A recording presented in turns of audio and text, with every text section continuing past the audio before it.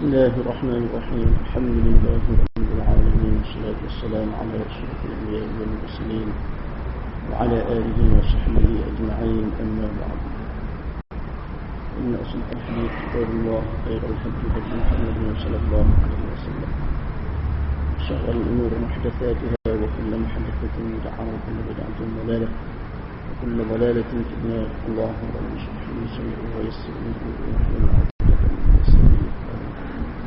اللهم قل يسر ولا تعسر.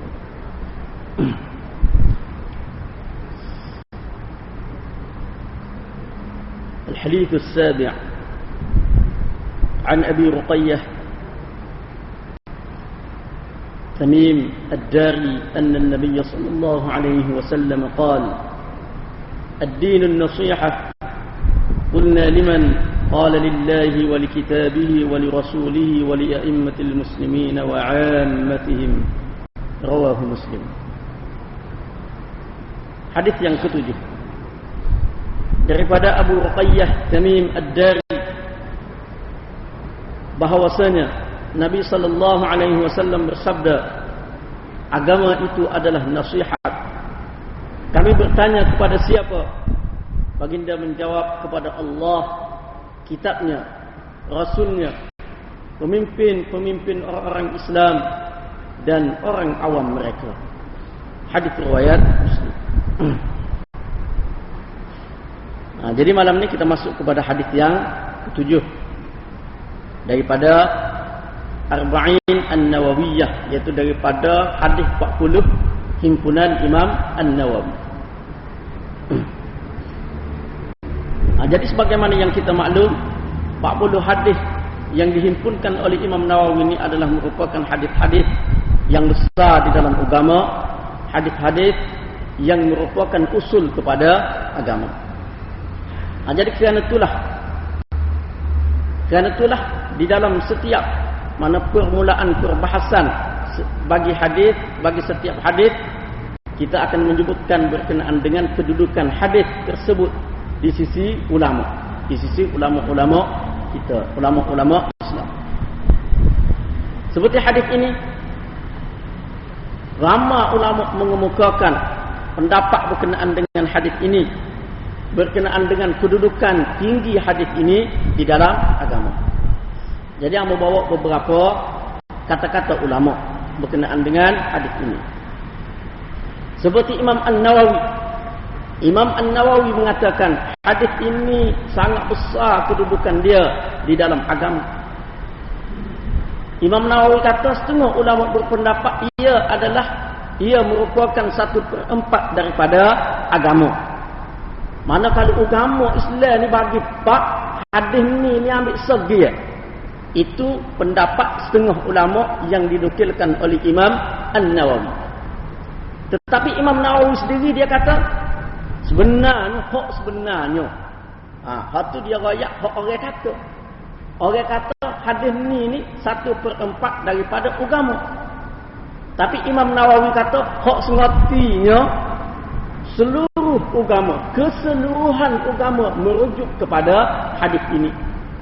Mana hadis ini merangkumi keseluruhan agama. Bukan 1/4, keseluruhan di sisi Imam Nawawi. Mana dalam semua perkara, apa-apa jua masalah berkenaan dengan agama, semua boleh rujuk, semua boleh balik kepada hadis ini. Boleh balik kepada hadis ini belakang. Semua. Bab dia. Masalah apa? Masalah tauhid, masalah uluhiyah, masalah nubuwah, masalah apa? Masalah usul, masalah furu', masalah fiqh, semuanya boleh balik kepada hadis ini. Hadis ini saja. Mana keseluruhan agama semua merujuk kepada hadis ini. Mana semua usul, semua prinsip dalam agama semuanya boleh balik kepada hadis ini. Itu di sisi Imam An-Nawawi. Mana besar tu? Mana di sisi Imam Nawawi kedudukan hadis ini cukup besar. Begitu besar sekali kedudukan hadis ini. Hafiz Ibn Rajab berkata, fiqh, masalah fiqh berlega kepada 5 hadis. masalah fiqh ni dia duk main sekitar 5 hadis ya. 5 hadis. Salah satunya hadis ini. Hadis yang lain lagi seperti iaitu hadis yang kita baca baru ni. Innal halal bayyin wa innal haram bayyin. Hadis tu. So lepas tu hadis la darara wa la dirara fil Islam. Hadis tu. Lepas tu hadis hak mula-mula sekali innamal a'malu binniyat. Lepas tu hadis wa ma nahaitukum anhu fajtanibuh. Hadis. Pak hadis tu, lepas tu yang kelimanya hadis ni. Maknanya masalah fiqh ni dia duk main sekitar 5 hadis ni. 5 hadis. Mana masalah fiqh kalaulah dibahagikan kepada 5, salah satu daripada bahagian dia ni.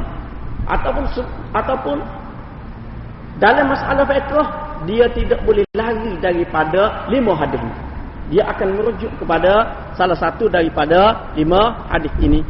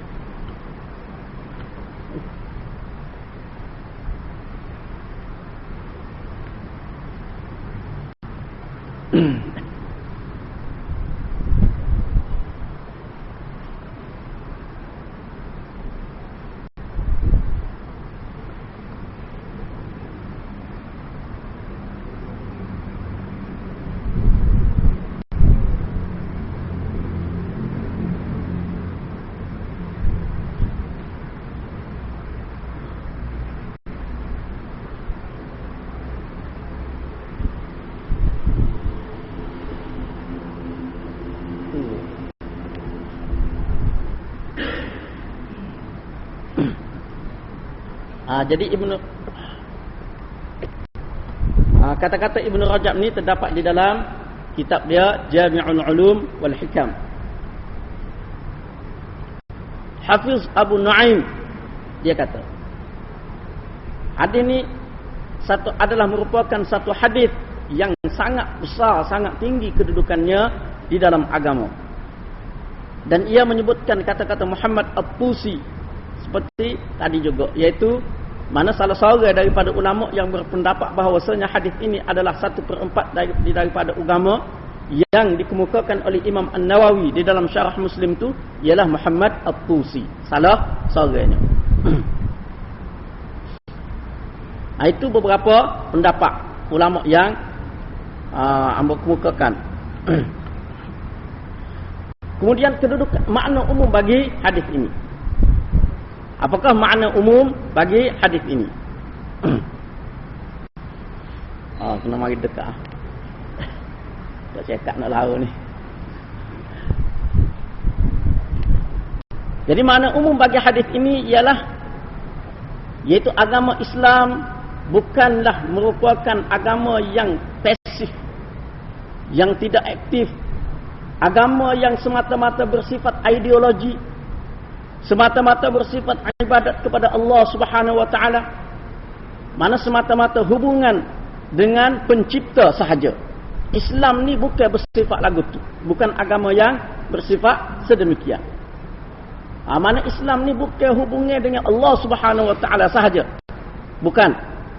Tetapi Islam adalah agama yang aktif, agama yang produktif di dalam menghidupkan hubungan, bukan sahaja hubungan dengan pencipta, bukan sahaja hubungan dengan Allah Subhanahu wa taala, tetapi Islam juga begitu aktif, begitu mana giat di dalam menghidupkan, di dalam menghidupkan hubungan yang begitu rapat antara seseorang manusia dengan manusia yang lain, biar bagaimana kedudukan antara mereka berdua, dan biar bagaimana rupa mereka, warna kulit mereka, biar bagaimana sekalipun. Mana Islam dia memainkan peranan yang begitu aktif di dalam menghubungkan hubungan di antara sesama manusia. Dan hubungan tersebut mana dengan sesama manusia, biar bagaimanapun kedudukan di antara mereka berdua, antara seorang rakyat dengan pemimpin, antara ketua jabatan, ketua sebuah jabatan dengan pekerja dia, antara orang biasa dengan orang biasa, antara orang miskin dengan orang kaya. Islam berperanan di dalam menghidupkan hubungan di antara semua manusia ni. Itu peranan Islam. Itu peranan Islam. Dan hal tu kita akan bincangkan di dalam an-nasihatu li'a'immatil muslimin dan juga li'ammatihim. Mana nasihat kepada imam-imam muslim, orang-orang Islam, dan juga kepada orang awam Islam. Islam adalah merupakan satu gerakan. Islam ni sebuah harakah, sebuah pergerakan, sebuah haraki, sebuah gerakan yang sentiasa relevan, sentiasa sesuai dengan setiap ketika, setiap zaman, di dalam hubungan sesama manusia yang saling berkait rapat, mana di antara akidah, mana hubungan sesama manusia di dalam konteks akidah, di dalam konteks ideologi, amalan, hubungan dengan masyarakat setempat, hubungan sama-sama hak setempat ni, dia juga hubungan secara global. Semua Islam merangkumi belaka, masuk belaka. Dari segi budaya, hubungan antara kaum, antara mana satu negara dengan satu negara, dari segi budaya setempat dan sebagainya. Mana Islam semua dia merangkumi belaka, dia mana mana terangkum di dalam Islam berlaku. Semua ada, cukup, komplit Islam. Islam ni syumul, komplit, cukup. Cuma dari segi model dia tu tak ada lah ni, tak ada. Ada sebenarnya kalau hidup hadis ni je, amati, dalami, hayati makna-makna, pengertian-pengertian yang diberikan oleh ulama-ulama berkenaan dengan hadis ni, insya-Allah mana kita akan nampak lagu mana betapa hidupnya Islam di dalam hubungan sesama manusia. Mana bukan semata-mata hubungan dengan Allah Subhanahu wa taala sahaja. Kemudian hadis ini dia berbunyi ad-dinun nasihah. Din agama itu adalah nasihat. Agama itu adalah nasihat. Patu nasihat nak nasihat guana kepada Allah. Nak nasihat guana kepada kita. Dak nak pergi Quran nak nasihat ke dia. Jadi adakah makna nasihat itu sebagaimana makna nasihat dari segi bahasa hak kita duk faham tu, hak kita duk guna tu? Kalau nak pakai nasihat dengan makna nasihat hak kita duk faham tu, pak bila tak masuk kok mana? Nak faham lagu mana? Tak faham maksud. Nak nasihat kepada Allah, nasihat kepada kita, nasihat kepada Rasul, lagu mana cara tu? Lagu mana cara nak menasihat tu? Jadi tak masuk, tak faham. Tak faham. Kerana tu ulama memberikan beberapa makna nasihat. Beberapa makna nasihat. Antaranya, yang pertama, nasihat maksud dianya inginkan kebaikan. Inginkan kebaikan. Kerana seseorang bila mana dia memberikan nasihat kepada seseorang yang lain, tujuan dianya, maksud dianya adalah untuk memberikan kebaikan kepada seseorang itu. Sebagaimana di dalam Al-Quran, ketika mana Nabi Nuh, antaranya Nabi Nuh, mana dia sebut kepada kaum dia, uballighukum risalati rabbi wa ansahu lakum wa a'lamu minallahi ma la ta'lamun. Aku sampaikan kepada kamu risalah-risalah Tuhanku dan aku memberi nasihat kepada kamu. Mana aku inginkan kebaikan kepada kamu dan aku tahu daripada Tuhan aku hak kamu tak tahu. Jadi itu satu makna. Maknanya inginkan kebaikan. Ulama yang lain pula mengatakan nasihat dengan makna saling menampung kekurangan ataupun menutup kekurangan. Kerana dalam perkataan Arab nasahat taubah.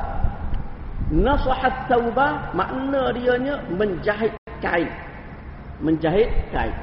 Jadi jahit kain itu sebab apa? Dengan makna nak menampung koyak, nak menampung kerosakan yang terdapat pada kain.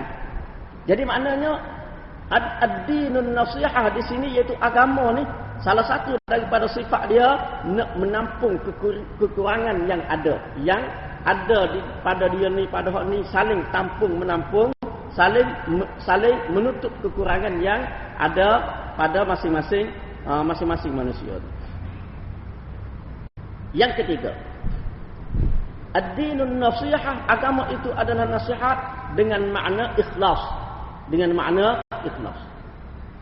Jadi makna ni adalah lebih tepat hak ni. Sebab apa? Sebab ia merangkumi kesemua sekali. Kalau kita kata an-nasihah dengan makna inginkan kebaikan, payah tu. Inginkan kebaikan kepada kita, lagu mana? Inginkan kebaikan kepada Rasul, mungkin kita boleh hitung. Tapi kalau kita nak itu boleh juga, tapi agak jauh ni. Jadi makna hak ni hak lebih tepat. Makna ikhlas.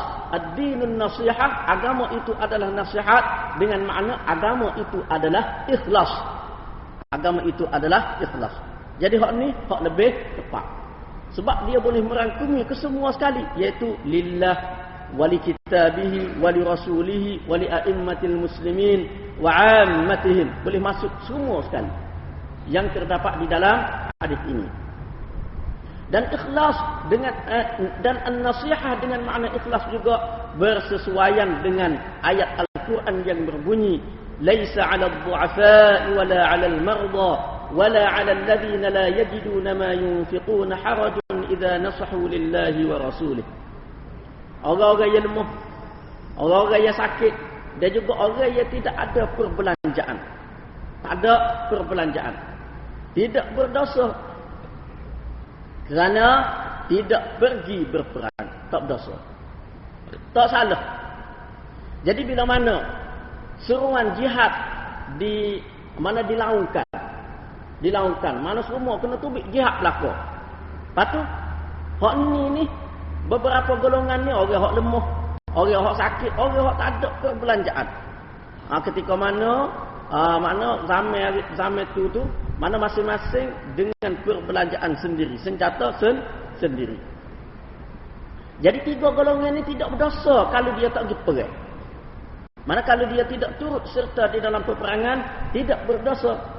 Idza nasahu lillahi wa rasulih, apabila mereka berlaku ikhlas kepada Allah dan Rasulnya. Jadi nasahu di sini, nasahu iaitu fi'il madhi kepada an-nasihah. Nasahu di sini dengan makna mereka ikhlas. Mereka ikhlas kepada Allah dan Rasulnya. Jadi maknanya kalau tak pergi perang pun, tapi bila mana mereka ikhlas, sebab tak pergi perang tu bukan kerana cari alasan, bukan kerana ambil kesempatan ke apa-apa, bukan. Tapi memang tak mampu sengoti. Memang sakit sengoti. Mana betul-betul ikhlas. Tak apa. Tidak salah, tidak dosa. Jadi di dalam ayat Al-Quran ini, nasahu ataupun perkataan an-nasihah dengan makna ikhlas. Jadi hak inilah hak lebih tepat.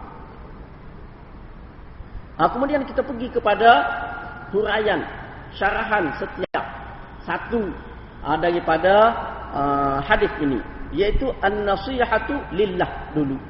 Hak mula-mula sekali, qulna liman, sahabat katanya untuk siapa? Kepada siapa? Ikhlas tu. Agama an-nasihatu untuk siapa? Nabi SAW jawab hak mula-mula sekali, lillah. Maknanya an-nasihatu lillah.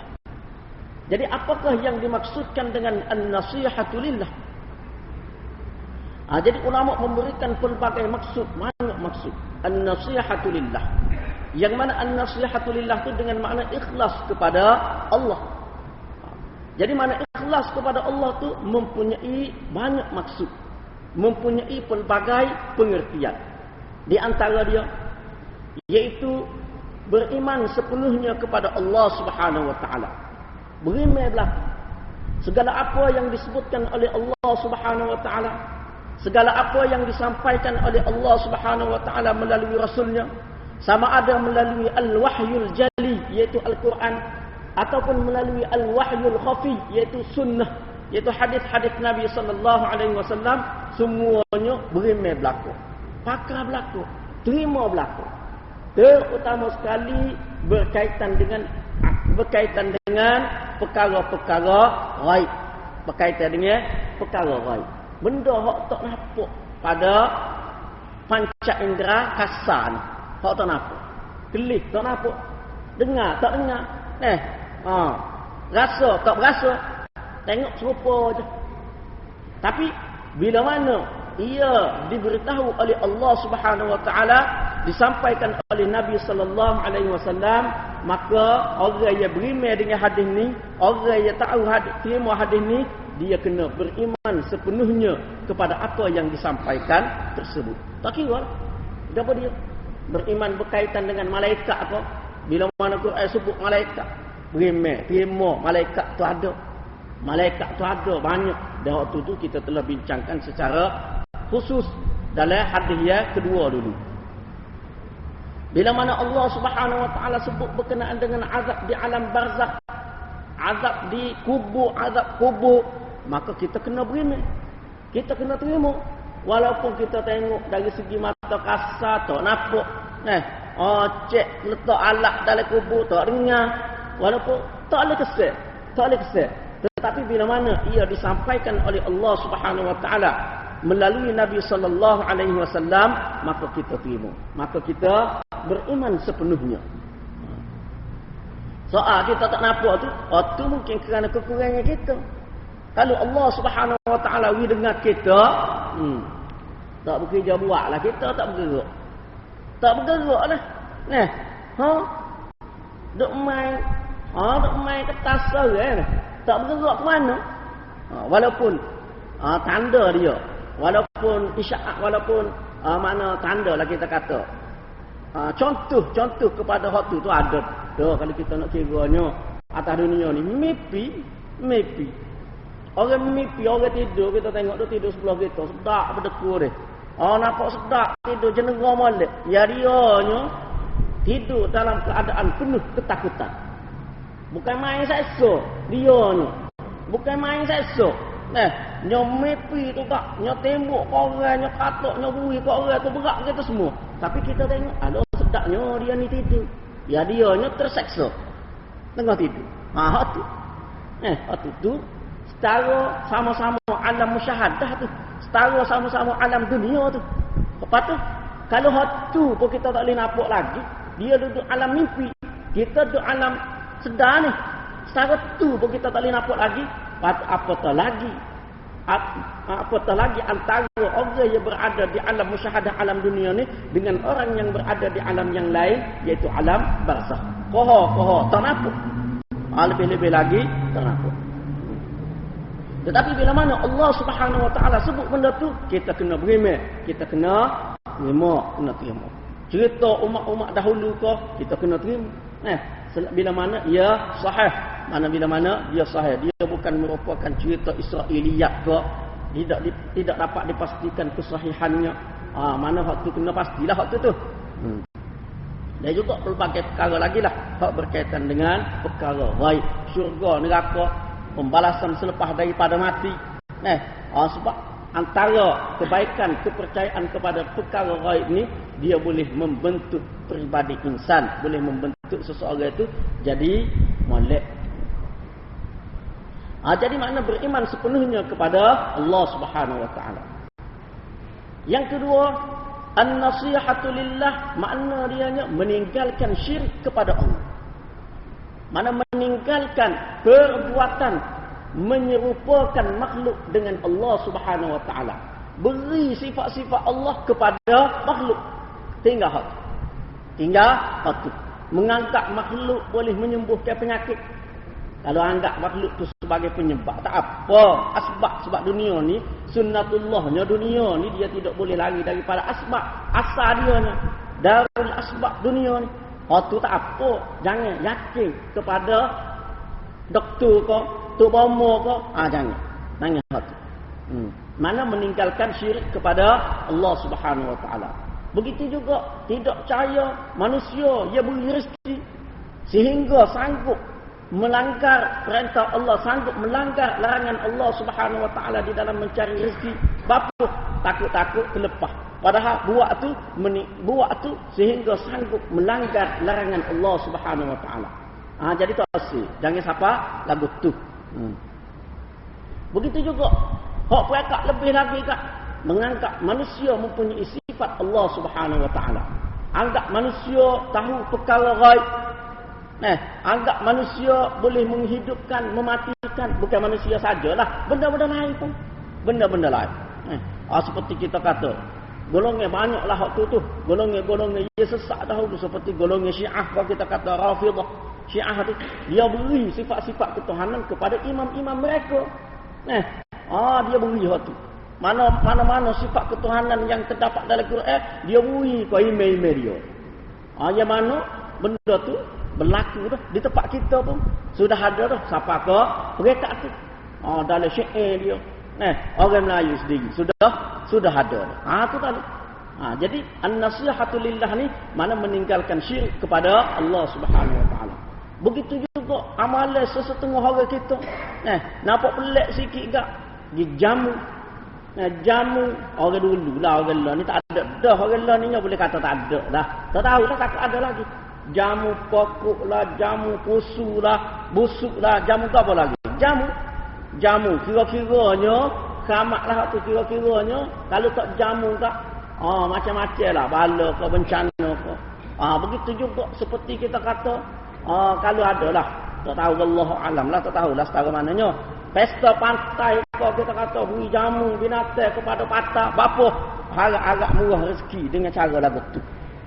Seperti berlaku lagi di Indonesia pun berlaku lagi. Tohuk kadang-kadang tohuk kambing gitu dah dalam laut. Apa? Agak-agak murah rezeki dengan cara lagu tu. Mana puja laut, puja laut. Dan macam-macam lagi. Macam-macam lagi perkara khurafat, perkara yang boleh membawa syirik kepada Allah Subhanahu Wa Taala. Kemudian syirik ini banyaklah hak tu bahagia dia. Syirku fil mahabbah. Banyak hak tu insya-Allah. Mungkin dalam hadis hak sebut berkenaan dengan dosa besar tu, insya-Allah hak situ kita akan bincang secara khusus berkenaan dengan syirik. Seterusnya an-nasihatu lillah dengan makna tidak melakukan tasbih kepada Allah Subhanahu wa taala. Tidak melakukan tasbih, iaitu tidak beri kepada Allah sifat makhluk. Sifat makhluk. Seperti orang kafir dulu dianggap malaikat tu anak perempuan Allah. Maknanya dia beri ke sifat makhluk kepada Allah, iaitu Allah Taala ni kalau tidak beranak pun dia berpasangan. Ada gu, ada bini. Bapa dah ada anak. Kalau tak ada bini macam mana? Ada anak. Maknanya beri sifat makhluk kepada Allah. Itu tasbih. Sebagaimana Trinity, dia pegangan Trinity. Allah Ta'ala, Nabi Isa itu salah satu daripada 3 uknum, 3 Tuhan. Nah, Nabi Isa adalah anak Allah. Itu tasbih. Itu semua adalah tasbih, iaitu menyerupakan Allah, menyerupakan mana Allah dengan makhluk. Mana Allah Ta'ala itu serupa dengan makhluk. Beri sifat makhluk kepada Allah. Seperti golongan Yahudi mengatakan Uzair itu adalah anak Allah. Wa qalatil yahudu Uzairun ibnullah wa qalatil nasara al-masih ibnullah. Orang Yahudi kata Uzair itu adalah anak Allah. Itu tasbih. Itu tasbih. Dia seperti kita kata, orang Yahudi kata Allah Ta'ala gocok bergusti dengan Nabi Yaqub. Gusti. Gusti dengan Nabi Yaqub. Patut Allah Ta'ala kalah. Benar Nabi Yaqub. Itu tasbih tu. Itu tasbih. Jadi bagi orang yang berpegang dengan hadis ni an-nasihatu lillah, dia akan tolak perkara tu. Tolak semua tu. Jadi buat Allah Ta'ala ni serupa orang. Boleh bergocok lagu tu. Dia buat lagu tu ada gu, ada tandingan. Termasuk juga di dalam tasbih berikan sifat-sifat yang ada pada makhluk. Sifat yang ada pada makhluk dengan tidak membezakan, dengan tidak royak dari segi kaifiatnya, tidak ada keserupaan dengan sesuatu yang lain. Seperti kalau makhluk tu ada anggota-anggota serupa dengan kita, serupa dengan hak kita ada ni, dia kata Allah Ta'ala pun ada juga. Itu pun tak boleh juga. Itu pun tidak boleh juga. Itu termasuk di dalam melakukan tasbih. Dan di antara dia lagi iaitu tidak menolak segala sifat-sifat Allah sama ada dalam keadaan sedar ataupun tidak sedar. Kalau dalam keadaan sedar, itu lebih berat. Berat benar. Seperti kalau dulu ada golongan Mu'attilah. Tapi golongan itu tak ada dah. Sudah ditentang oleh ulama-ulama kita. Terutamanya ulama dari kalangan Asy'ariyah. Dia lawan habis-habisnya puak-puak ni. Sebab dia kata Allah Subhanahu wa taala kalau ada sifat, kalau sifat tu qadim, mana berbilang qadim. Kalau Allah Taala ada sifat-sifat tu hadis baru, mana baru Allah Taala. Dia kata kalau lagu tu tak ada sifat. Allah tak ada sifat. Zat saja. Zat yang tidak serupa dengan zat hal lain. Dia kata lagu tu. Dia kata lagu tu. Tetapi ulama-ulama kita bahas dari segi cara falsafah lah. Cara falsafah. Jadi tak boleh tolak. Sebab bagi kita orang Islam yang beriman kepada Al-Quran dan sunnah Nabi sallallahu alaihi wasallam, bila mana ada dalam Quran, ada dalam hadis sebut berkenaan dengan sifat-sifat Allah Subhanahu wa taala, maka kita kena terima belaka. Kena terima. Hak tak ada. Jangan kata kalau hak tak ada. Kalau sifat tu ada keserupaan dengan makhluk, hak sebaiknya mana kita tafwid, serahkan kepada Allah Subhanahu wa taala. Ikut dia lah. Dari segi hak sebenarnya, dari segi kaifiat tu ikut dia. Serah ke dia. Hak tu hak lebih baik, hak tu hak lebih selamat. Hak tu hak lebih selamat. Kalau sifat tu ada keserupaan dengan makhluk. Sebab kalau kita tengok sifat Allah Subhanahu wa taala, kalau nak kira semua serupa belaka. Kebanyakan melihat, mendengar, berkata-kata serupa, kita berdengar juga, kita pun melihat juga. Patut bapa yang Allah Subhanahu wa taala gambarkan sifat dia tu serupa dengan sifat kita. Sebab kalau Allah Taala dia memang tak serupa dengan makhluk, tentu dah tak serupa dengan makhluk. Tapi kalau dia gambarkan satu perkataan yang mana makhluk tak boleh faham, satu sifat dia tak serupa dengan makhluk, dan makhluk tak boleh faham. Makhluk tak boleh faham. Sifat tu tak serupa dengan makhluk, maka dia royak hak makhluk tak boleh faham. Patut. Apa faedah? Apa faedah? Serupa kalamullah lah. Kalam Allah. Kalam Allah tidak berhuruf. Tidak serupa hak kita pilih lon ni Quran. Lepas tu apa ya kalam Allah boleh gambarkan dengan Quran dengan lagu tu. Lepas tu kalam Allah tu boleh kita baca. Boleh kita tulis. Lepas tu hak ni kau kalam Allah. Kalam Allah hak sebenarnya tidak lagu tu. Lepas tu apa ya boleh gambarkan kalam Allah dalam bentuk lagu ni? Itu adalah kerana kelemahan manusia. Kelemahan manusia bukan kerana kekurangan Allah Subhanahu Wa Taala. Jadi Allah Subhanahu Wa Taala nak gambarkan kalam dia, dia terpaksa gambarkan kalam dia dalam rupa yang difahami oleh manusia. Kalau dia gambarkan dalam rupa hak tidak boleh difahami oleh manusia, rupa hak asal, patut apa faedah? Apa faedah? Sedia nak ambil pandu, siapa nak ambil manfaat? Seorang habuk tak boleh ambil manfaat daripada kalamullah. Tali sebagaimana kalau kita dengar sahabat-sahabat kita dengar wahyu mari kepada Nabi itu bunyi serupa loceng, bunyi. Kadang-kadang sahabat gambarkan bunyi itu serupa lebuh. Bunyi lagu tu. Dah. Kalau kalamullah tu mari kepada kita dalam bentuk lagu tu, siapa dia faham? Siapa boleh ambil manfaat daripada kalamullah? Tak ada seorang habuk boleh ambil manfaat. Jadi Allah Subhanahu Wa Taala gambarkan kalamullah dalam rupa tulisan serupa dengan tulisan makhluk. Serupa tulisan Arab. Serupa tulisan kalau kita tulis bahasa Arab serupa. Allah Taala gambarkan dalam tulisan yang serupa dengan kita tu kerana apa? Kerana kelemahan manusia.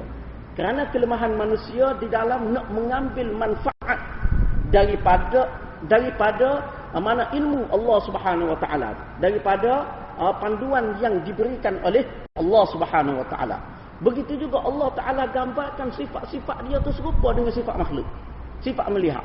Sifat berkata-kata serupa. Apa? Kerana kelemahan kita. Kerana kelemahan kita. Kalau dia gambarkan dalam rupa yang kita tak faham, lepas tu kita nak kenal mana dia. Kita nak kenal mana ketinggian dia. Kita nak kenal mana kesempurnaan dia. Kita nak tahu mana. Pak belok kita tak boleh ambil. Tak tahu ke apa satu. Tak faham ke apa satu. Jadi Allah Subhanahu Wa Taala dia gambarkan lagu tu kerana kekurangan kita, kerana kekurangan manusia di dalam memahami, di dalam mengenali Allah Subhanahu Wa Taala. Cuma ubah dianya di dalam kita nak menerima sifat-sifat Allah Subhanahu Wa Taala ni, ubah dianya iaitu ayat laisa kamitslihi syai', tidak ada siapa hak serupa dengan dia. Tak ada siapa serupa dengan dia. Kalau kita penglihatan kita ada kurang,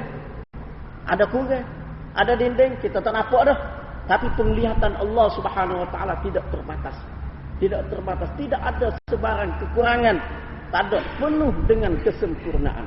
Tak serupa dengan makhluk. Begitu juga dengan segala sifat-sifat yang lain. Jadi kita tak tolak.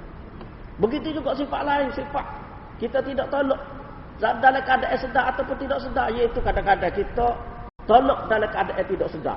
Kita takut dari segi rezeki kau, kita takut. Kalau anak ramai takut tak boleh nak cari makan, tak boleh nak bagi molek. Kita takut. Kita takut satu.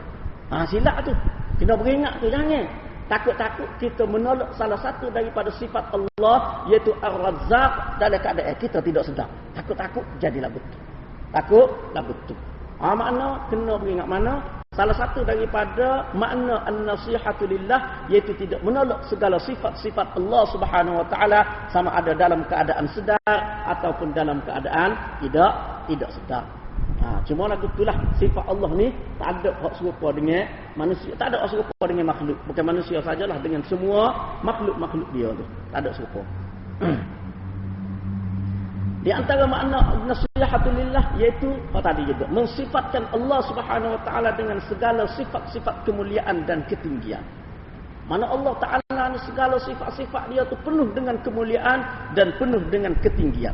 Kalau ada sifat tu kekurangan, maka mesti ditolak, Walaupun begitu, kalaulah sifat tu tak ada sebut dalam Quran, tak ada sebut dalam hadis, boleh walaupun malik. Seperti contoh kita kata, satu sifat yang diperbahaskan di kalangan ulama-ulama Asy'ariyah, seperti contoh kita kata dia, sifat al-mudrik. Al-mudrik ni mana yang menanggapi, yang boleh ambil belakang, yang memperolehi segala-gala. Mudrik. Boleh ke apa kita? Menangkap. boleh menanggap. Jadi menanggap ni dia masuk berlaku dengan cara lihat, dengan cara dengar, dengan semua sekali boleh berlaku. Waktu tu mana sifat masuk berlaku. Jadi ulama Asy'ariyah balah ada kata molek sifat ni lebih tinggi lagi daripada melihat, lebih tinggi lagi daripada mendengar. Ada hak kata lagu tu. Tetapi kebanyakannya toleh. Walaupun sifat tu molek setara mana bagi kita pun, tetapi bila mana Allah Subhanahu Wa Taala tidak sebut dalam Quran, tidak sebut dalam hadis, toleh. Tak sah. Mungkin bagi kita berasa molek, tapi kita tak tahu hak sebenarnya. Mungkin. Jadi sebab kita kata menanggap memperolehi kalau benda-benda hak mustahil bagi dia, tu tak boleh. Tu mana sebab tu mungkin kerana faktor-faktor itulah Allah Subhanahu Wa Taala dia tidak uri sifat tu kepada dia. Dia tak ada sifat tu. Kerana tu kebanyakan ulama jumhur ulama, kalau tidak ulama Asy'ariyah, ulama ahlul hadis, ulama salaf tu memang tak terima dah tu tak ada bahas dah tu ni perbahasan dari sudut falsafah. Jadi mana pokok mana tu walaupun dia bahas dari segi falsafah, dari segi pendekatan tu, tapi bila mana benda tu tak ada di dalam Al-Quran dan Sunnah, maka dia tolak, tak terima. Tetapi segala ketinggian, mana hak umumnya, mana segala ketinggian dan segala kemuliaan adalah layak bagi Allah Subhanahu Wa Taala. Segala kepujian adalah hak milik Allah Subhanahu Wa Taala. Mana mensifatkan Allah Taala dengan segala bentuk kemuliaan dan ketinggian.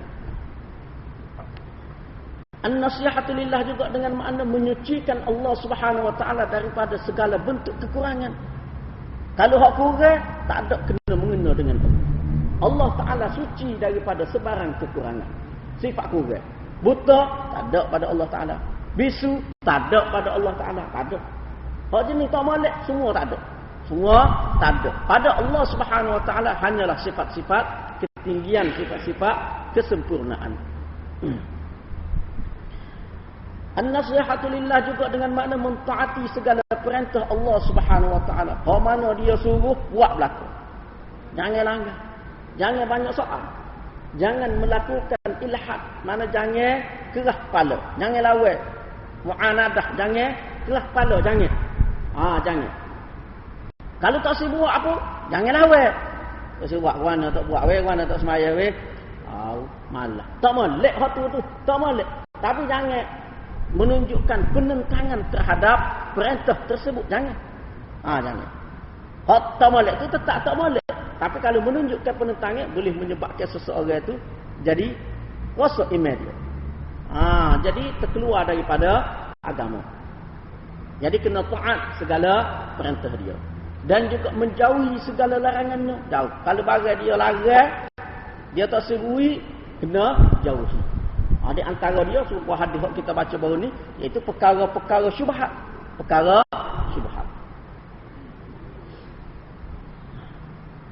Termasuk di dalam an-nasihatu lillah juga, iaitu berkasih sayang dan membenci kerananya. Kasih kepada seseorang, cinta kepada seseorang tidak kerana lain tetapi kerana Allah Subhanahu Wa Taala. Payah ni. Ni payah ni. Kita nak pada orang nak apa yang nak ke dia tu, apa moga comel pun tak apa asal kaya. Comel pun tak apa asal kaya. Hak tu dulu. Hak tu. Lepas tu anak datuk pula. Tiga so lagi. Hak tu dulu. Jadi hak tu tak kena. Mula-mula sekali kalau dalam pemilihan, kita kata pemilihan pasangan lah. Hak tu pun Nabi SAW telah beri panduan. Fasfar bidzatid din. Pilih hak beragama. Hak tu hak nombor satu. Agama nombor satu. Hak lain tu betul nak buat guan. Betul dia tuju sedang molek, dia comel pula dah. Nak buat guan. Tapi cinta kepada dia, nak kepada dia tidak kerana lain, tapi kerana agama, iaitu kerana Allah Subhanahu Wa Taala. Kerana Allah Subhanahu Wa Taala. Kerana tu kalau nak berpasangan. Kalau nak sayang kau apa-apa, tidak kerana lain. Bukan kerana dia kaya. Bukan kerana dia menteri. Bukan kerana nak projek apa-apa, bukan. Tapi kerana Allah Subhanahu Wa Taala kasih kepada dia. Hak tu. Ini juga termasuk. Benci juga kerana dia. Kalau benci, apa yang benci kepada dia? Kerana dia hidup penuh dengan maksiat. Tak suka. Walaupun kita kena walaupun kita kena baki dia, kena didik dia, waktu tu bab lain lah. Waktu bab lain. Tapi kita tidak suka. Kita tidak suka kepada seseorang itu kerana apa? Kerana Allah Subhanahu Wa Taala, kerana dia jauh daripada kehendak ataupun daripada agama Allah Subhanahu Wa Taala. Jadi hak ni payah. Hak ni payah. Terutamanya di kalangan anak-anak muda kita, muda-mudi kita. Payah hak ni. Dia kasih kepada seseorang apa? Dia suara sedap. Artis lah, artis. Kasih apa? Ki pandai main bola. Tu maha. Ki apa? Kaki tu maha. Kaki tu. Bukan hati, bukan jiwa, bukan fikiran, tapi kaki tu maha. Maka saya ke dia. Tepek gambar dia dalam bilik. Tidur ngega sebut nama dia. Ngega, jaga-jaga, ngega, sepak dia. Nak buat mana? Semangat doa dia. Ni berapa hari lagi? 40 hari lagi kau. Dok ngepeng semua dalam TV. A to Z for football. Dok ngepeng semacam dalam bola. M for Maradona. Dok ngepeng semacam. Berita tu kat tengah-tengah berita. Selik sikit. Berita dunia kau selik sikit. Dok kelih waktu nak hari. Jadi saya. Gambar sama besar dengan itu. Besar pada tua lagi gambar. Orang. Siapa lagu tu? Itu anak-anak muda kita sekarang. Tak ada anak-anak muda kita hak kenal pejuang-pejuang Islam, tak ada. Hak boleh sebut pejuang-pejuang Islam dulu. Dia hidup dia penuh mengabdikan diri kepada agama, tak ada, tak ingat dah. Tak ingat dah. Sahabat-sahabat tak ingat. Tukar Abu Bakar, Abu Bakar. Tukar boleh. Tukar boleh. Jadi tak ada kasih cinta kepada sahabat, cinta kepada tokoh-tokoh Islam, pejuang-pejuang Islam dulu, tak ada. Tokoh kepada cinta kepada ulama-ulama kita dulu, yang mana kerana dia lah suku sembah dia lah, susah payah dia lah, kecil berdarah dia. Duk menulis kitab tingkat kita. Dia lah yang kita boleh agama. Dia lah yang kita boleh faham agama ni. Tak ada, tak ingat. Tak ingat dah kepada tokoh-tokoh Islam dahulu. Sedangkan orang itulah sepatutnya hak kita kena ingat. Orang itulah hak sepatutnya kita kena kasih sayang. Orang itulah sepatutnya kalau kita nak mengegar ingat dia. Hak tu sepatutnya.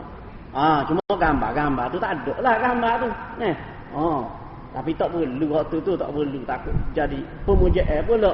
Tak perlu waktu tu, tak payah. Jadi mana kasih sayang kerana Allah Subhanahu Wa Taala, iaitu kasih sayang kerana agama, hak tu hak kita nak. Jadi hal ni nak tanam, nak semai dalam jiwa anak-anak muda sekarang ni. Tak tahu. Payah hal ni.